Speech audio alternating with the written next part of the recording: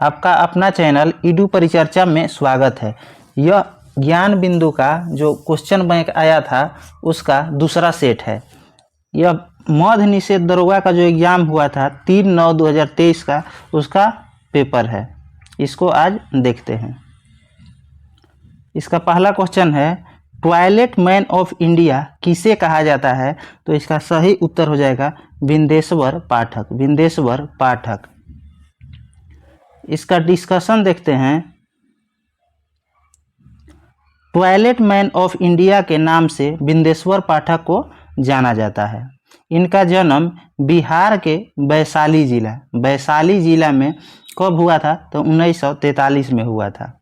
इन्होंने भारत में स्वच्छता, स्वास्थ्य की दशा में सुधार और सामाजिक परिवर्तन हेतु 1970 ईस्वी में सुलभ इंटरनेशनल संस्था की स्थापना की थी। इन्हें 1991 में पद्म भूषण से सम्मानित किया गया था तथा इनकी मृत्यु 15 अगस्त 2023 कहाँ हुआ था? तो नई दिल्ली में। दूसरा क्वेश्चन है, मिशन इंद्रधनुष का संबंध किससे है? तो इसका सही उत्तर हो जाएगा टीकाकरण से। टीकाकरण से। इसका डिस्कशन देखते हैं। मिशन इंद्रधनुष का संबंध टीकाकरण से है। मिशन इंद्रधनुष अभियान को भारत सरकार के केंद्रीय स्वास्थ्य मंत्रालय द्वारा सभी बच्चों को टीकाकरण के अंतर्गत लाने के लिए 25 दिसंबर 2014 को प्रारंभ किया गया था। इस मिशन में बच्चों को 7 टीके कौन कौन? तो डिप्थीरिया, काली खांसी, टिटेनस, पोलियो, खसरा, टीबी, हेपेटाइटिस बी लगाने का प्रावधान है। आगे क्वेश्चन है, विश्व पर्यावरण दिवस कब मनाया जाता है? विश्व पर्यावरण दिवस कब मनाया जाता है? तो 5 जून को। इसका डिस्कशन देखते हैं। विश्व पर्यावरण दिवस 5 जून को मनाया जाता है। विश्व पर्यावरण दिवस यूएनईपी की पहल है, जिसका निर्णय स्टॉकहोम सम्मेलन 1972 में लिया गया था। पहला विश्व पर्यावरण दिवस कब मनाया गया? तो 1974 में। निर्णय लिया गया 1972 में, लेकिन मनाया गया 1974 में। विश्व पर्यावरण दिवस 2023 का थीम क्या था? तो बीट प्लास्टिक पॉल्यूशन। आगे है, संयुक्त राष्ट्र पर्यावरण कार्यक्रम यूएनईपी का गठन संयुक्त राष्ट्र महासभा की स्वीडन यानी स्टॉकहोम में मानव पर्यावरण पर हुई कॉन्फ्रेंस 1972 के परिणाम स्वरूप हुआ था। अगला क्वेश्चन है 4 नंबर, पृथ्वी सम्मेलन कहाँ आयोजित किया गया था? प्रथम पृथ्वी सम्मेलन कहाँ आयोजित किया गया था? तो इसका सही उत्तर हो जाएगा रियो डी जेनेरियो में। इसका डिस्कशन देखते हैं। प्रथम पृथ्वी सम्मेलन रियो डी जेनेरियो में आयोजित किया गया। 1992 में ब्राजील के रियो डी जेनेरियो शहर में पर्यावरण संरक्षण तथा सामाजिक आर्थिक विकास से जुड़ी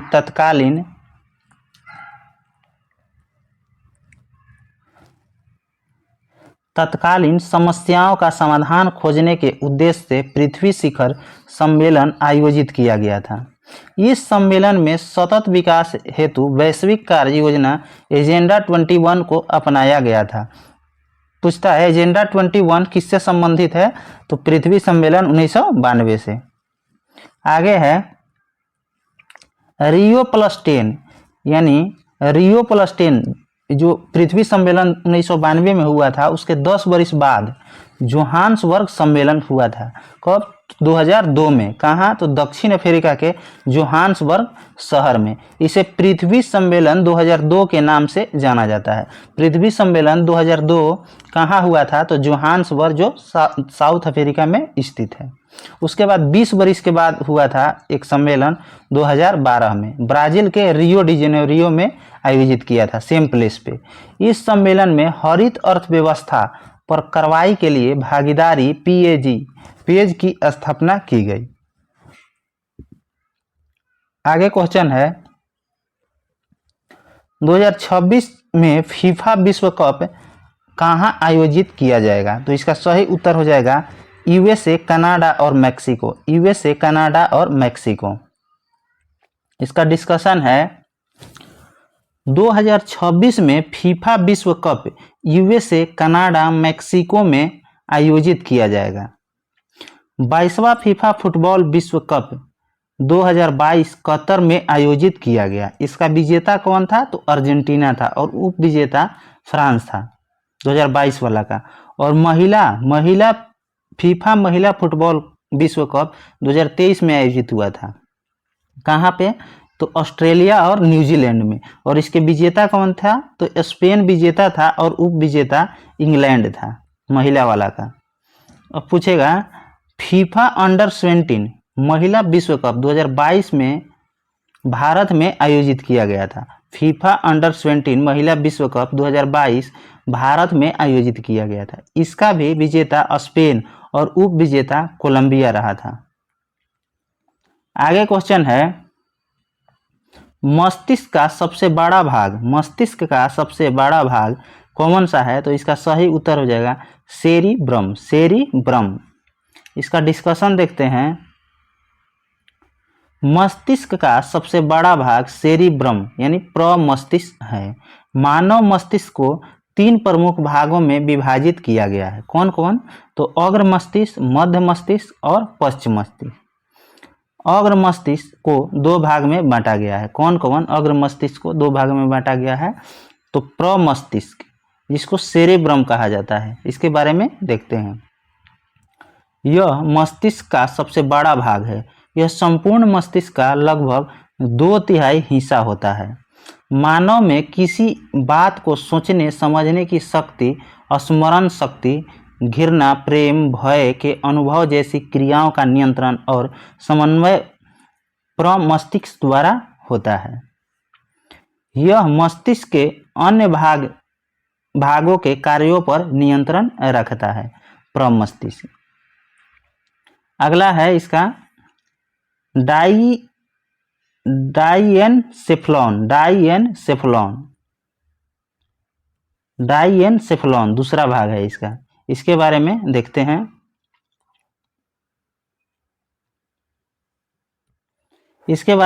हैं। यह अग्र मस्तिष्क का एक भाग है। यह अधिक या कम ताप के आभास तथा दर्द व रोने जैसी क्रियाओं पर नियंत्रण करता है। उसके बाद है दूसरा मध्य मस्तिष्क। मध्य मस्तिष्क को भी 2 भाग में बांटा गया है। पहला है कार्पोरक्वा ड्रीजेमिना। यह दृष्टि एवं श्रवण शक्ति पर नियंत्रण का कार्य करता है। उसके बाद है सेरिब्रल पेंडकल। यह तंतुओं का बंडल होता है जो सेरिब्रल कॉर्टेक्स को मस्तिष्क के अन्य भागों तथा मेरुरोजों से जोड़ता है। उसके बाद है पश्च मस्तिष्क। इसका भी 2 भाग में बांटा गया है। अनुमस्तिष्क यह मुद्रा, समन्वय, संतुलन, ऐच्छिक पेशियों की गतियों इत्यादि को नियंत्रित करता है। यह शरीर के संतुलन बनाए रखता है। इसका दूसरा भाग है मस्तिष्क स्टेम। इसको भी 2 भाग में बांटा गया है। मस्तिष्क स्टेम को देखते हैं। पोन्स वेरोलाई यह श्वसन दर को नियंत्रित करता है। दूसरा है मेडुला ऑब्लंगेटा। इसमें अनैच्छिक क्रियाओं का नियंत्रण केंद्र है। यह VVI है। अनैच्छिक क्रियाओं का नियंत्रित केंद्र कहाँ स्थित है? तो मेडुला ऑब्लंगेटा में। आगे है हृदय की धड़कन, रक्तचाप और श्वसन क्रिया का नियंत्रण करता है। इसके द्वारा विभिन्न प्रत्यवर्ती क्रिया जैसे खांसना, छींकना, उल्टी करना, पाचक रसों के स्राव इत्यादि का नियंत्रण इसी के द्वारा होता है। उसके बाद है मंत्रिपरिषद का आकार होता है। मंत्रिपरिषद का आकार क्या होता है? तो लोकसभा का 15%। इसका डिस्कशन देखते हैं। मंत्रिपरिषद का आकार लोकसभा का 15% होता है। यह प्रावधान 91वां संविधान संशोधन अधिनियम 2003 में किया गया था। इसमें कहा गया था कि केंद्रीय मंत्रिपरिषद में प्रधानमंत्री समेत मंत्रियों की अधिकतम संख्या लोकसभा की कुल सदस्य के 15% से अधिक नहीं होगी। उसके बाद है राज्य में मुख्यमंत्री समेत मंत्रियों की अधिकतम संख्या विधानसभा के कुल सदस्य संख्या के 15% से अधिक नहीं होगी, किंतु राज्यों में मुख्यमंत्री समेत न्यूनतम संख्या निर्धारित किया गया है कितना, तो 12 से कम नहीं होना चाहिए, लेकिन दिल्ली में 10% रखा गया है। आगे क्वेश्चन है डीआरडीओ द्वारा विकसित लक्ष्य क्या है। लक्ष्य क्या है, तो यह एक चालक रहित विमान है। लक्ष्य जो है चालक रहित विमान है। इसका डिस्कशन देखते हैं। डीआरडीओ द्वारा विकसित लक्ष्य चालक रहित विमान है। लक्ष्य गैस टरबाइन इंजन द्वारा संचालित एक लागत प्रभावी पुनः उपयोग करने योग्य सबसोनिक हवाई प्रणाली है। इसे डीआरडीओ के वैमानिक विकास प्रतिष्ठान यानी एडीई द्वारा विकसित किया गया तथा हिंदुस्तान एरोनॉटिक्स लिमिटेड हाल के द्वारा बनाया गया। यह 1.5 किलोमीटर की लंबाई के 2 लक्ष्यों को भेद सकता है। आगे है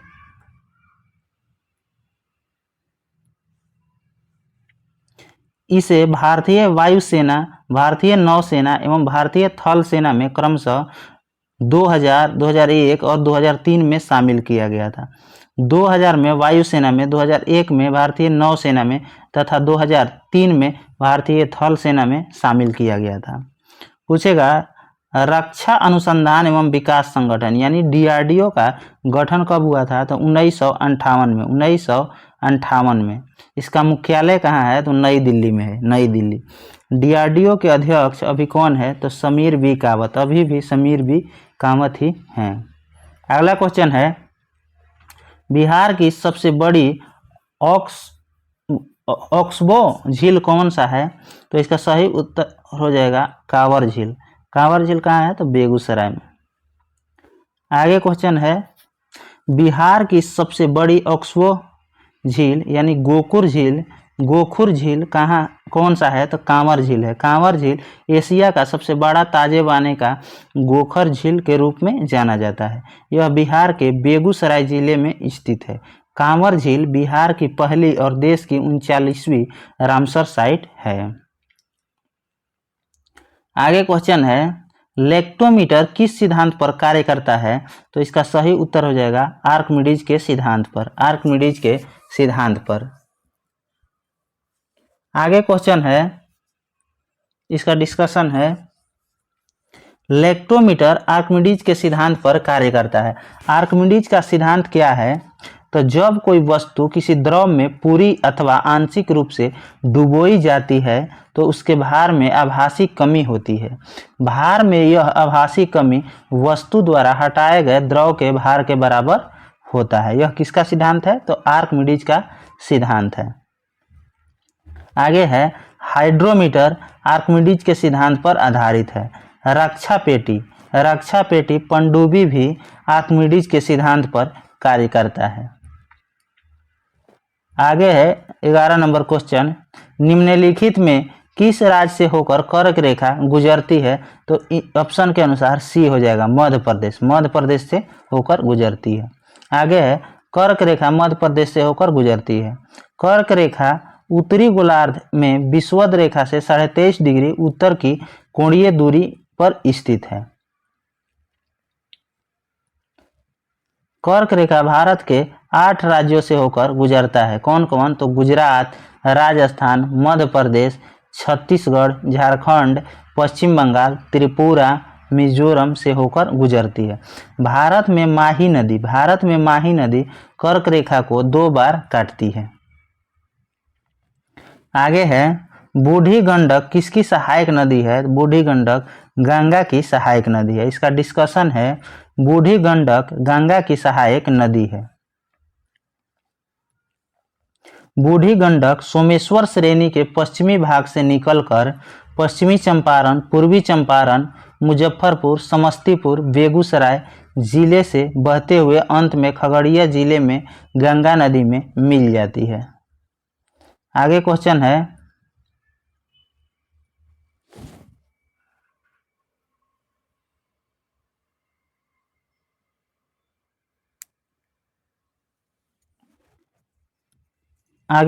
है, इसकी सहायक नदी कौन कौन सा है बूढ़ी गंडक का? मसान, बालोर, तिरऊ, धनोती आदि है। गंगा की प्रमुख सहायक नदियाँ उत्तर दिशा यानी बाएं किनारे से मिलने वाली कौन कौन सी है? तो रामगंगा, गोमती, घाघरा, गंडक, बूढ़ी गंडक, कोसी, महानंदा आदि है। और दक्षिण दिशा से बोलेगा दाईं ओर से तो कौन कौन हो जाएगा? तो टोन्स हो जाएगा, यमुना हो जाएगा, कर्मनाशा हो जाएगा, सोन, पुनपुन और क्यूल आदि नदियां हो जाएगा। पूछेगा हिमालय से निकलकर और गंगा के दाईं ओर से एकमात्र नदी जो मिलती है वो कौन सी है? तो वो यमुना हो जाएगा। यमुना गंगा से निकलकर राइट साइड से मिलती है गंगा में। आगे क्वेश्चन है, नर्मदा नदी कहाँ से निकलती है? तो यह अमरकंटक से निकलती है, अमरकंटक से। इसका डिस्कशन देखते हैं। नर्मदा नदी अमरकंटक से निकलती है। मध्य प्रदेश में अमरकंटक की पहाड़ी से निकलने के पश्चात यह उत्तर में विंध्यन पर्वत तथा दक्षिण में सतपुड़ा पर्वत के मध्य भ्रंश घाटी से होकर बहते हुए अरब सागर की खंभात की खाड़ी में गिरती है। पूछेगा नर्मदा नदी की लंबाई कितनी है? तो 1312 किलोमीटर, 1312 किलोमीटर। आगे क्वेश्चन है, यह जबलपुर के पास भेड़ा घाट की संगमरमर शैलों को काटकर धुआंधार जलप्रपात का निर्माण करती है। पूछेगा धुआंधार जलप्रपात किस नदी पे है? तो नर्मदा नदी पर। ओरसंग नर्मदा में दाएं तट से मिलने वाली एक प्रमुख नदी है। तामा, बंजर, शेर आदि इसकी अन्य सहायक नदियां हैं। आगे क्वेश्चन है, बंगाल की दीवानी अधिकार अंग्रेजों को मिली। बंगाल की दीवानी अधिकार अंग्रेजों को मिली कब? तो इलाहाबाद के संधि के द्वारा, इलाहाबाद के संधि के द्वारा। आगे है इसका डिस्कशन, बंगाल की दीवानी अधिकार अंग्रेजों को इलाहाबाद की संधि द्वारा प्राप्त हुआ था। इलाहाबाद की प्रथम संधि कब हुआ था? तो इसको डेट के साथ याद रखना है। 12 अगस्त 1765। 12 अगस्त 1765 को मुगल सम्राट शाह आलम द्वितीय तथा अंग्रेज गवर्नर लॉर्ड क्लाइव के मध्य संपन्न हुआ था। आगे है, इस संधि के तहत कंपनी को मुगल सम्राट से बंगाल, बिहार एवं उड़ीसा की दीवानी प्राप्त हुई। इसके बदले कंपनी ने मुगल सम्राट को कितना रुपए? तो 26 लाख रुपए वार्षिक पेंशन देना स्वीकार किया था।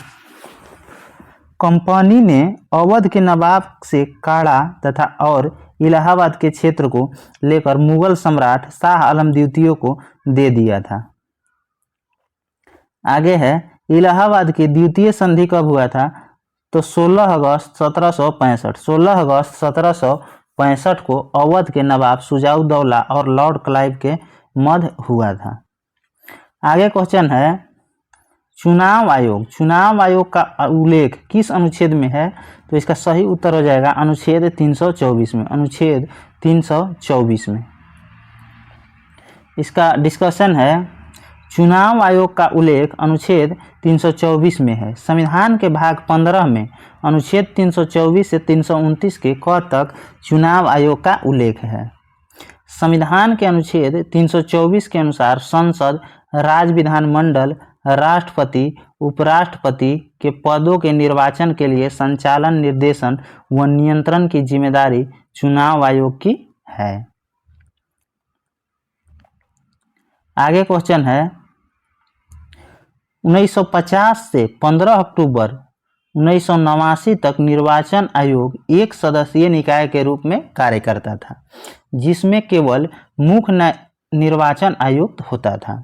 उसके बाद 16 अक्टूबर 1989 को राष्ट्रपति ने 2 अन्य निर्वाचन आयुक्तों की नियुक्ति किया। हालांकि 1990 में उपरोक्त दोनों निर्वाचन आयुक्तों को पद को समाप्त कर दिया गया और इस स्थिति पहले की तरह हो गई। उसके बाद क्या होता है कि एक बार फिर अक्टूबर 1993 में 2 निर्वाचन आयुक्त को नियुक्त किया गया। इसके बाद से अब तक आयोग बहुसदस्यीय संस्था के तौर पर कार्य कर रहा है, जिसमें एक मुख्य निर्वाचन आयुक्त और 2 अन्य निर्वाचन आयुक्त होते हैं। मुख्य निर्वाचन आयुक्त व 2 अन्य निर्वाचन आयुक्तों के पास समान शक्तियां होती हैं तथा उनके वेतन, भत्ते, दूसरे लाभ भी एक समान होते हैं, जो सर्वोच्च न्यायालय के न्यायाधीश के समान होते हैं। सर्वोच्च न्यायालय के न्यायाधीश के समान होते हैं। आगे है, जब मुख्य निर्वाचन आयुक्त व 2 अन्य निर्वाचन आयुक्तों के बीच विचार में मतभेद होता है तो आयोग बहुमत के आधार पर निर्णय करता है। आगे है, मुख्य निर्वाचन आयुक्त व 2 अन्य निर्वाचन आयुक्तों का कार्यकाल 6 वर्ष या 65 वर्ष की आयु तक जो पहले हो तक होता है, जो मतलब पहले होगा उसके अनुसार उसका कार्यकाल पूरा होगा। आगे है, भारत के प्रथम मुख्य चुनाव आयुक्त 21 मार्च 1950 से 19 दिसंबर 1958 तक कौन थे? तो सुकुमार सेन थे। सुकुमार सेन थे। तथा भारत की प्रथम महिला मुख्य चुनाव आयुक्त कौन थी? तो BS रमा देवी। कब से कब तक? तो 1990 में 26 नवंबर 1990 से 11 दिसंबर 1990 तक थी। वर्तमान में चुनाव आयुक्त राजीव कुमार जो 25वें हैं। आगे है, राज्य सूची के विषय पर संसद कानून बना सकती है तो राज्यसभा द्वारा 2/3 बहुमत से प्रस्ताव को पारित करके। इसका डिस्कशन देखते हैं। राज्य सूची के विषय पर संसद कानून तब बनाती है जब राज्यसभा 2/3 बहुमत से प्रस्ताव पारित किया जाता है। संविधान में राज्यसभा को 4 विशेष शक्तियां प्रदान की गई है जो लोकसभा के पास नहीं है। कौन कौन? इसको देखते हैं। यह है, संसद को राज्य सूची यानी अनुच्छेद 249 के विषय पर 2/3 बहुमत से प्रस्ताव पारित करके विधि बनाने हेतु अधिकृत कर सकती है। उसके बाद है, यह संसद को नई अखिल भारतीय सेवा के सृजन हेतु अधिकृत कर सकती है। और किस अनुच्छेद के तहत? तो 312 के तहत। केवल राज्यसभा ही उपराष्ट्रपति को हटाने की प्रक्रिया शुरू कर सकता है। किस अनुच्छेद के तहत? तो अनुच्छेद 67 के तहत। आगे है, यदि राष्ट्रपति द्वारा आपातकाल की घोषणा ऐसे समय में की जाती है जब लोकसभा भंग की जा चुकी है अथवा लोकसभा का विघटन हो गया हो, इसकी स्वीकृति निश्चित अवधि के अंदर होता है, तब आपातकाल की घोषणा अकेले राज्यसभा के अनुमोदन पर प्रभावी होगी। और किस अनुच्छेद के तहत? अनुच्छेद 352, 356 और 360। 352 में क्या है? राष्ट्रीय आपात है। 356 में राष्ट्रपति शासन है और 360 में वित्तीय आपात है। आगे है, संविधान में लोकसभा को निम्नलिखित विशेष शक्तियां प्रदान की गई है जो राज्यसभा के पास नहीं है। कौन कौन? तो इसको भी देख लेते हैं। धन विधेयक अनुच्छेद 110 के तहत प्रथम बार सिर्फ लोकसभा में पेश किया जाता है, राज्यसभा में नहीं। आगे है, राज्यसभा धन विधेयक को अस्वीकृत या संशोधित नहीं कर सकती है। उसे इस विधेयक पर सिफारिश या बिना सिफारिश के 14 दिन के भीतर लोकसभा को लौटाना अनिवार्य होता है। आगे है, राज्यसभा सिर्फ बजट पर चर्चा कर सकती है, इसके अनुमोदनों की मांग पर मतदान नहीं करती है। उसके बाद है, राष्ट्रीय आपातकाल समाप्त करने का संकल्प लोकसभा में ही पारित होता है। आगे है, राज्यसभा अविश्वास प्रस्ताव पारित कर मंत्रिपरिषद को नहीं हटा सकती है, क्योंकि मंत्रिपरिषद का सामूहिक उत्तरदायी किसके प्रति होता है? तो लोकसभा के प्रति, लोकसभा के प्रति। आगे क्वेश्चन है 17 नंबर, भारत का देशांतरीय विस्तार कितना है? तो इसका सही उत्तर हो जाएगा सी, 68 डिग्री 7 से पूरब से 97 डिग्री 25 पूरब तक है देशांतरीय विस्तार। आगे क्वेश्चन है, डिस्कशन इसका है, भारत का देशांतरीय विस्तार 68 डिग्री 7 पूर्वी देशांतर से 97 डिग्री 25 पूर्वी देशांतर तक विस्तृत है। भारत पूरी तरह से उत्तर पूर्वी गोलार्ध में स्थित है। यह 8 डिग्री 4 से उत्तरी अक्षांश से 37 डिग्री 6 उत्तरी अक्षांश के बीच विस्तृत है। इसका अक्षांशीय विस्तार ये हो जाएगा, ये 8 डिग्री 4 से 37 डिग्री 6 उत्तरी अक्षांश। और पूछेगा भारत की कुल क्षेत्रफल कितना है? तो 32,87,263 वर्ग किलोमीटर, जो विश्व के कुल भौगोलिक क्षेत्रफल का 2.4% है। आगे क्वेश्चन है, भारत की आकृति लगभग चतुष्कोणीय है, इसका उत्तर दक्षिण का विस्तार कितना है? तो 3214 किलोमीटर। उत्तर से दक्षिण की ओर लंबाई 3214 एवं पूरब से पश्चिम की ओर लंबाई 2933 किलोमीटर है। पूछेगा भारत के तट रेखा की कुल लंबाई कितनी है द्वीपों सहित? तो 7516.6 किलोमीटर, और बिना द्वीपों के पूछेगा तो 6100 किलोमीटर हो जाएगा, 6100 किलोमीटर। भारत का स्थलीय सीमा की लंबाई कितना है? तो 15,200 किलोमीटर, 15,200 किलोमीटर। उसके बाद आगे है, भारत में सबसे उत्तरी बिंदु कौन सा है? तो इंदिरा कौल, यह कहाँ है? तो लद्दाख में है। भारत के सबसे दक्षिणी बिंदु कौन है? तो इंदिरा पॉइंट है, इंदिरा पॉइंट, यह ग्रेट निकोबार में है। उसके बाद भारत का सबसे पश्चिमी बिंदु गुहार मोती है, यह कहाँ है? तो गुजरात में है। तथा भारत के सबसे पूर्वी बिंदु, भारत के सबसे पश्चिमी बिंदु गुहार मोती गुजरात में है। भारत के सबसे पूर्वी बिंदु किबुथु है, कहाँ है? तो यह अरुणाचल प्रदेश में है। आगे क्वेश्चन है, पराबैंगनी किरणों से रक्षा करने वाली परत कौन सी है? तो स्ट्रेटोस्फीयर, स्ट्रेटोस्फीयर। स्ट्रेटोस्फीयर को समताप मंडल पराबैंगनी किरणों से रक्षा करने वाली परत है। वायुमंडल की संरचना जो है यहाँ पे दिया गया है, तापीय विशेषता के आधार पर वर्गीकरण किया गया। पहला है क्षोभ मंडल, जिसको ट्रोपोस्फीयर कहता है, ट्रोपोस्फीयर कहते हैं। इसको इंग्लिश में भी ध्यान रखना है, कभी कभी इंग्लिश में ही पूछता है। वायुमंडल की सबसे निचली परत संवहन मंडल या परिवर्तन मंडल अथवा क्षोभ मंडल कहा जाता है। इसकी औसत ऊंचाई सतह से लगभग 13 किलोमीटर या ध्रुवों पर इसके निकट 8 किलोमीटर तथा विषुवत रेखा पर 18 किलोमीटर की ऊंचाई तक विस्तृत है। उसके बाद है क्षोभ मंडल। क्षोभ मंडल में मौसम संबंधी घटनाएं तथा वाष्पीकरण, संघनन, वर्षण, कोहरा, बादल, तड़ित झंझा, चक्रवात आदि घटित होते हैं। इसमें प्रति 165 मीटर की ऊंचाई पर वायुमंडल का तापमान 1 डिग्री सेल्सियस की दर से घटता है। क्षोभ मंडल समताप मंडल से ट्रोपोपाज से अलग होता है। क्षोभ मंडल जो है समताप मंडल से ट्रोपोपाज द्वारा अलग होता है।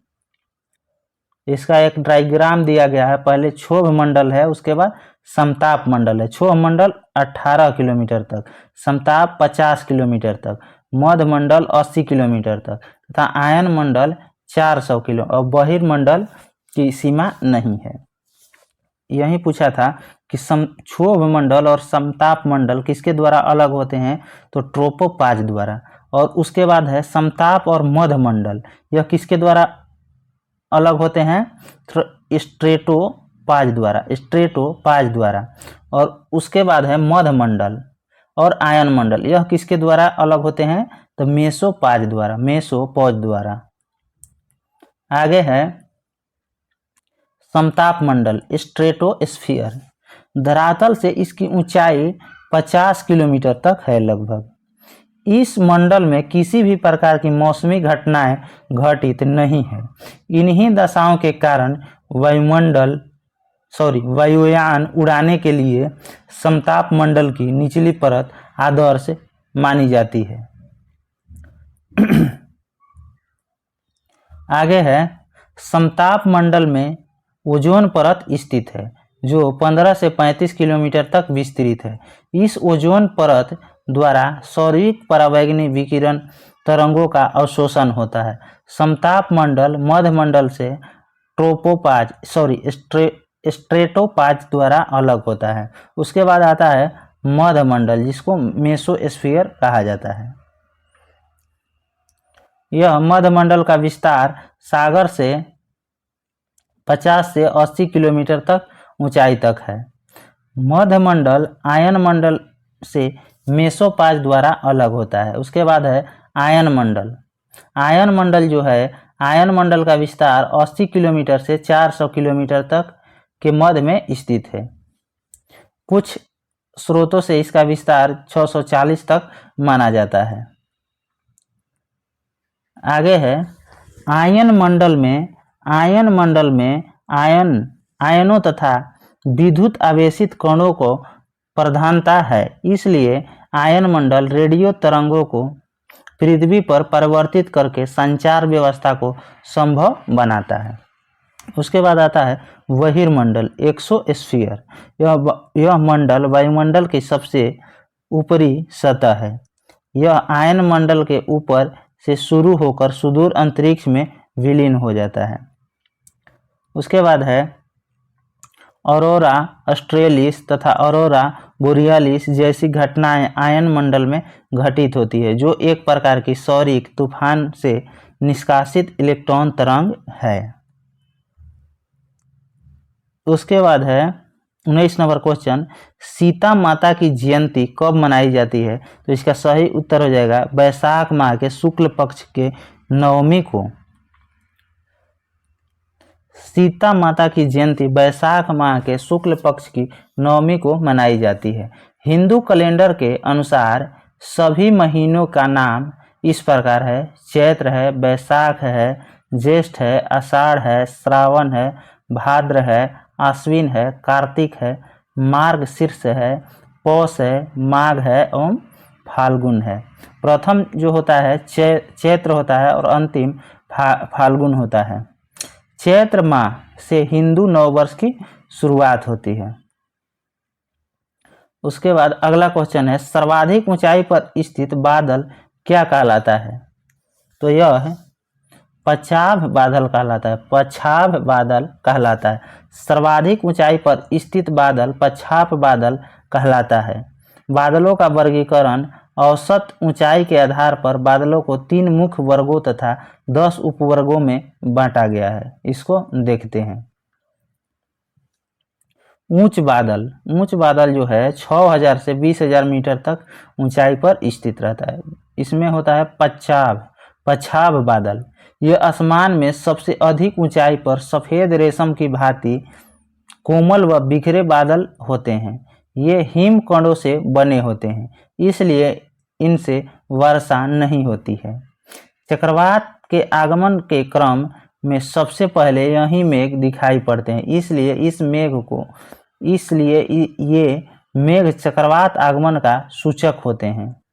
उसके बाद होता है पछाव स्तरी बादल। ये बृहद क्षेत्र की दुधिया चादर की भांति फैले रहते हैं। इसके आगमन पर सूर्य तथा चंद्रमा के चारों ओर प्रभा मंडल बन जाते हैं। चक्रवात के आगमन के क्रम में पछाव मेघों के तत्काल बाद यही बादल दिखाई पड़ते हैं। उसके बाद है पछाव कपासी बादल। ये सफेद रंग के छोटे छोटे गोलों की भांति दिखाई पड़ते हैं तथा यह प्रायः समूह या लहरनुमा रूप में दिखाई पड़ते हैं। उसके बाद है मध्य बादल, जिसकी ऊंचाई 2500 से 6000 मीटर तक है। इसको उच्च स्तरीय बादल इसके अंतर्गत आते हैं। इसके बारे में देखते हैं। ये भूरे अथवा नीले रंग के लगातार चादर की भांति फैले छोटे स्तरों वाली बादल होते हैं। इनके छाए रहने से सूर्य का प्रकाश धुंधला और अस्पष्ट दिखाई देता है। इनसे विस्तृत क्षेत्र पर लगातार वर्षा होती है। उसके बाद है ऊंच कपासी बादल। यह सफ़ेद एवं भूरे रंग के पतले गोलाकार धब्बों की तरह दिखाई देते हैं। संपूर्ण आकाश में यह महीन चादर के रूप में बिखरे होते हैं। उसके बाद है तीसरा है ऊंचाई। इसकी ऊंचाई कितना है तो 2500 मीटर तक। और इसका उपभाग जो है छठा है स्तरीय बादल। इसी के अंतर्गत स्तरीय बादल आते हैं। इसको देखते हैं। ये धरातल के निकट कुहरे के समान बादल है। इनमें कई परतें पाई जाती हैं। समांतर आकाश में पूरी तरह छाए रहते हैं।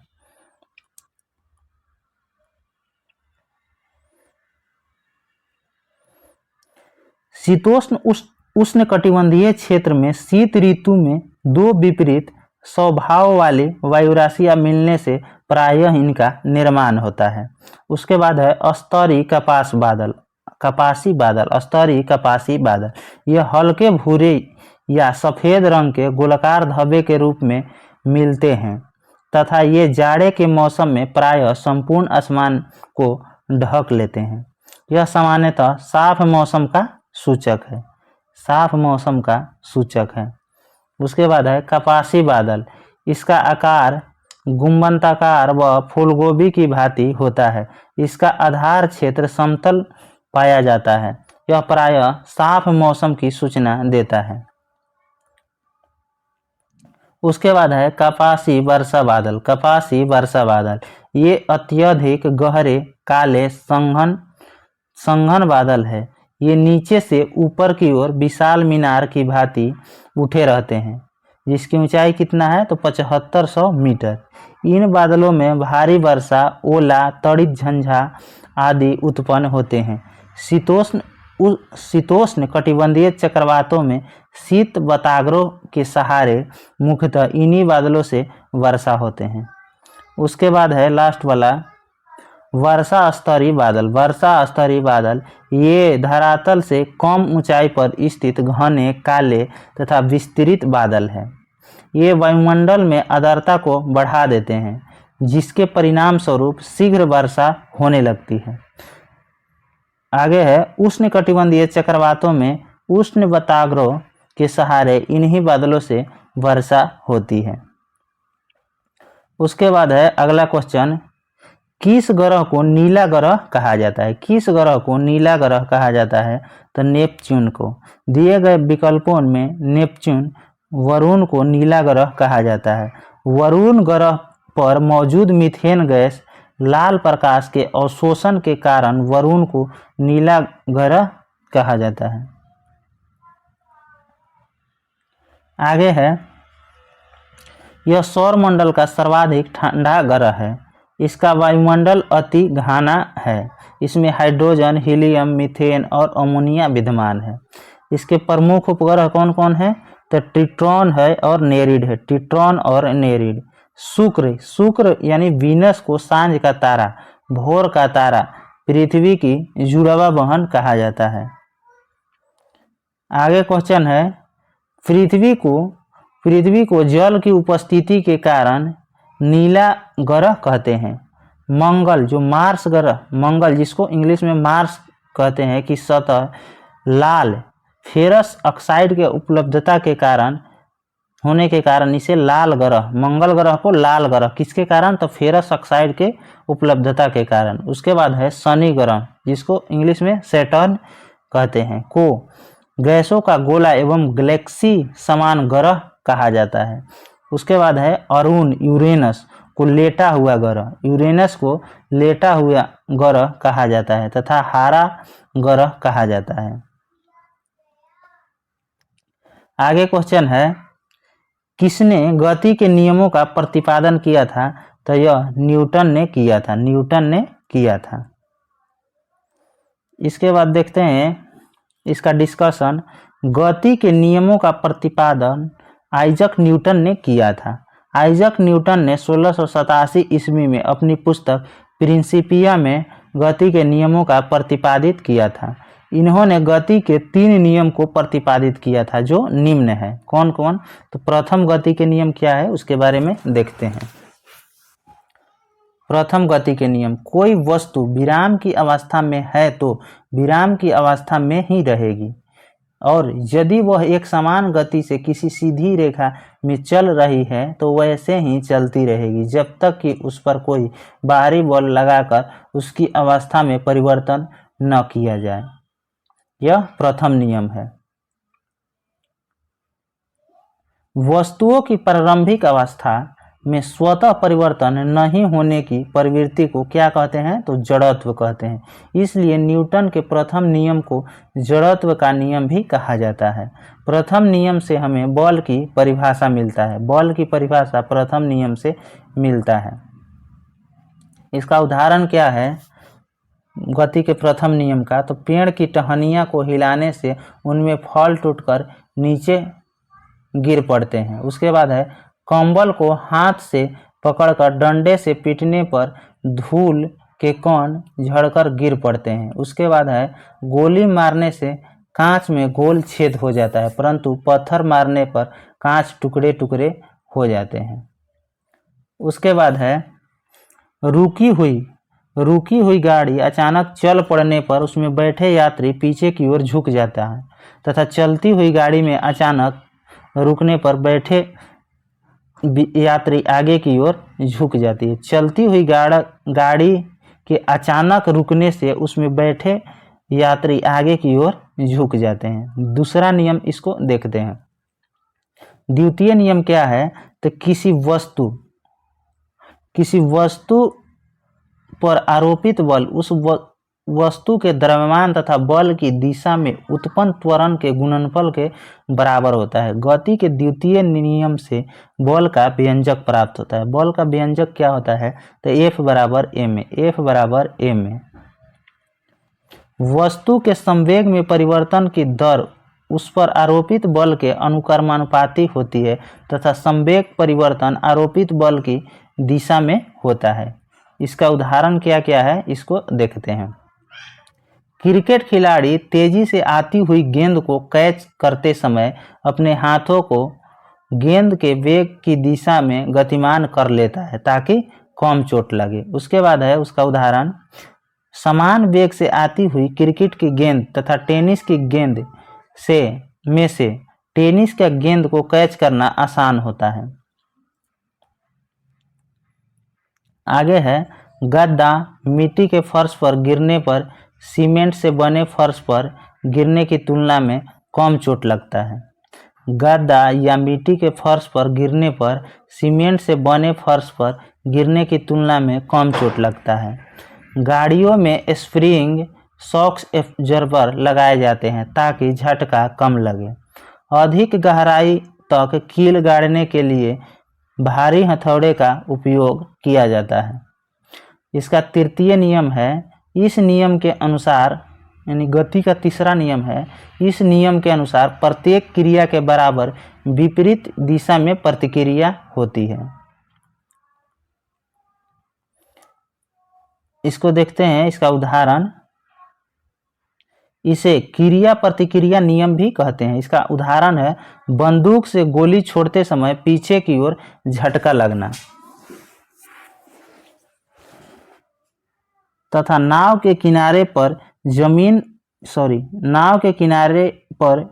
से जमीन पर कूदने पर नाव का पीछे हटना, ऊंचाई से कूदने पर चोट लगना तथा रॉकेट का आगे बढ़ना, नाव खेने के लिए बांस का पीछे खींचना, ये सभी तृतीय नियम का उदाहरण है।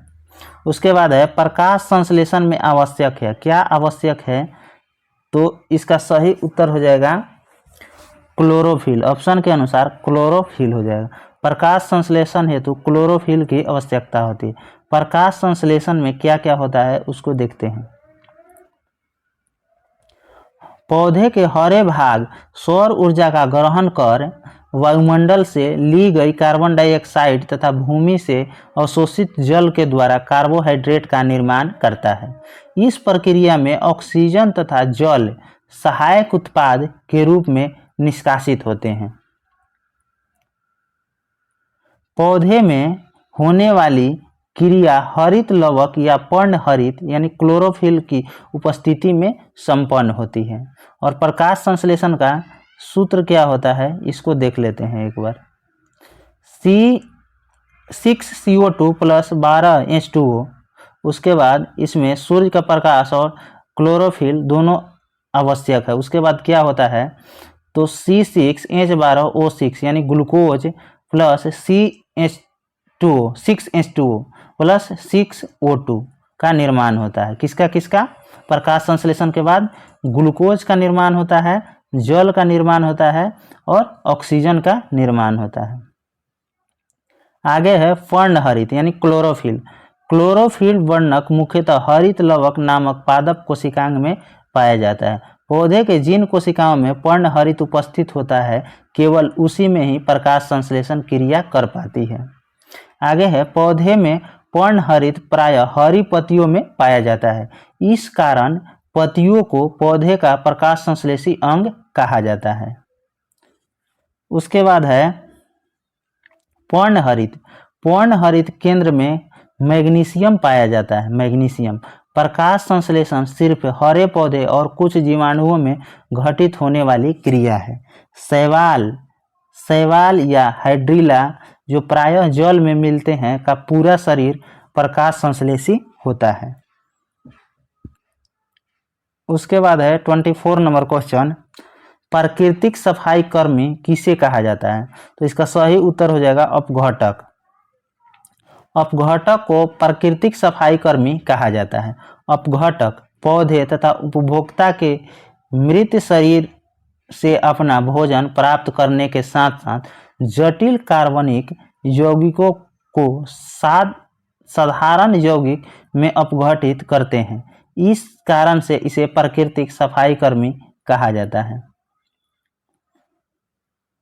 अपघटक वर्ग के अंतर्गत मुख्यतः जीवाणु और कवक आते हैं। उसके बाद आता है उत्पादक। उत्पादक क्या है इसके बारे में देखते हैं।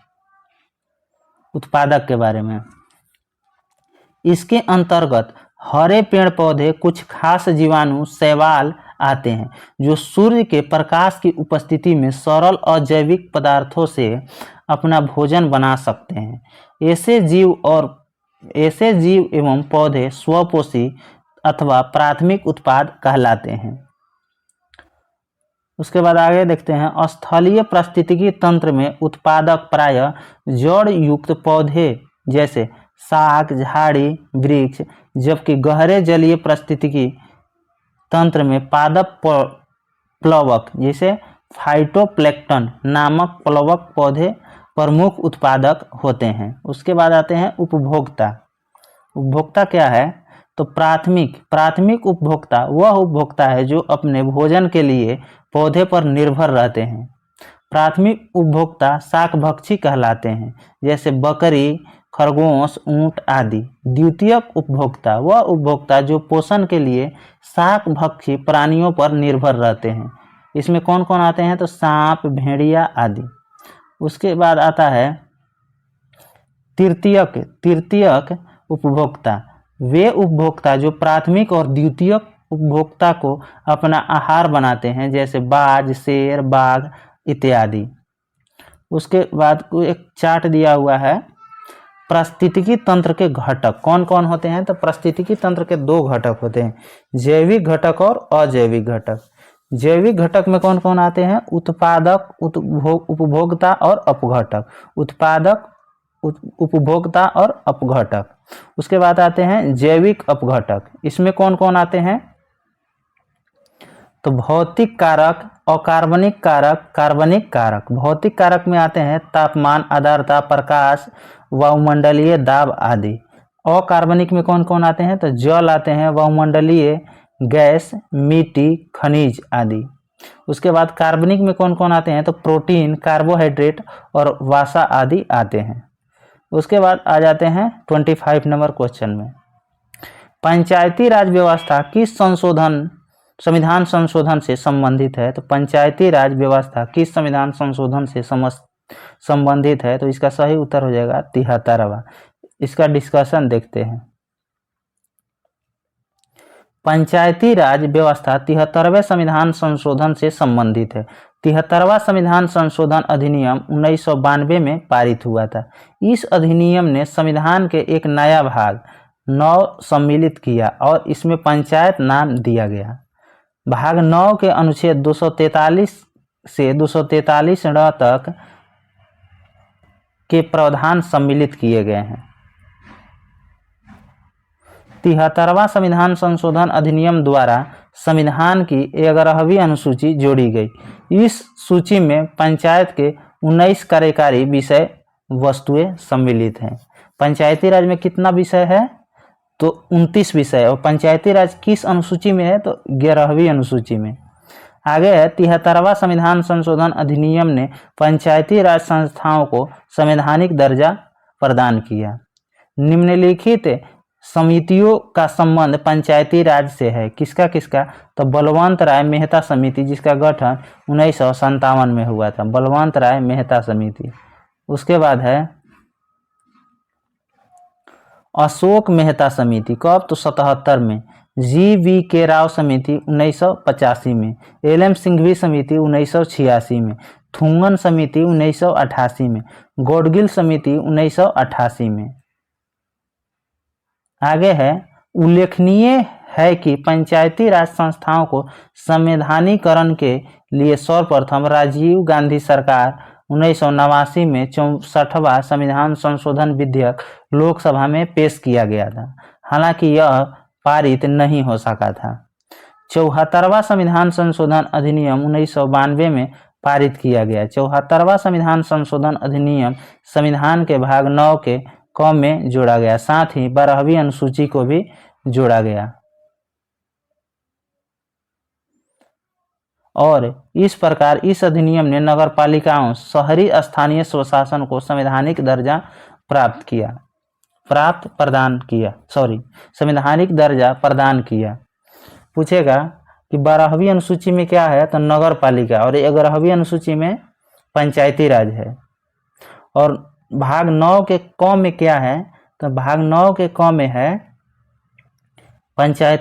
नगर पालिका। ख में है सहकारी समितियां। उसके बाद है 12वीं अनुसूची में नगर पालिका के कितने विषय है? तो 18 विषय। और पंचायती राज का कितना था? तो 29 विषय था। निम्नलिखित समितियों और आयोग के संबंध शहरी स्वशासन से है। इसको देखते हैं। पहला है स्थानीय वित्तीय जांच समिति। इसका गठन कब हुआ था? तो 1949 से 51 तक यह संबंधित है। और किससे अध्यक्ष इसका कौन थे? तो पी.के. वटाल। उसके बाद है करारोपण जांच आयोग। यह कब? 53-54 में, 1953-54 में। और इसके अध्यक्ष जॉन मथाई थे। उसके बाद है नगर निगम कर्मचारियों के प्रशिक्षण पर गठित समिति। यह कब से कब तक था? तो 1963 से 65 तक। और इसके अध्यक्ष कौन थे? तो नासुरुद्दीन अहमद। उसके बाद है ग्रामीण नगरीय संबंध समिति। यह 1963 से 66 के तक रहा था। और इसके अध्यक्ष एपी जैन थे। उसके बाद 1963 में आया था स्थानीय नगर निकायों के वित्तीय संसाधनों के संवर्धन के लिए मंत्रियों की समिति थी। और इसके अध्यक्ष कौन थे? तो रफीक जकारिया। उसके बाद है नगर निगम कर्मचारियों की कार्यदशाओं पर समिति। यह कब से कब? 1965 से 68। और इसके अध्यक्ष कौन थे? तो बी.एस. मूर्ति थे। उसके बाद है नगर में बजटीय सुधार पर समिति। यह कब आया था? तो 1974 में। और गिरिजापति मुखर्जी इसके अध्यक्ष थे। अगला है स्थानीय निकायों तथा नगर निगमों का गठन, शक्तियों तथा कानूनों पर गठित अध्ययन दल समिति। इसका गठन कब हुआ था? 1982 में। और इसके अध्यक्ष कौन था? तो के एन सहाय। लास्ट वाला है नगरीकरण पर राष्ट्रीय आयोग। नगरीकरण पर राष्ट्रीय आयोग यह कब था? तो 1985 से 88। और इसके अध्यक्ष कौन थे? तो सी एन कुरिया। आगे क्वेश्चन है, उल्लेखनीय है कि 1989 में राजीव गांधी सरकार ने लोकसभा में 65वां संविधान संशोधन विधेयक पेश कर शहरी स्थानीय स्वशासन को संवैधानिक दर्जा प्रदान करने का प्रयास किया था। हालांकि विधेयक राज्यसभा में पारित नहीं हुआ और निरस्त हो गया था।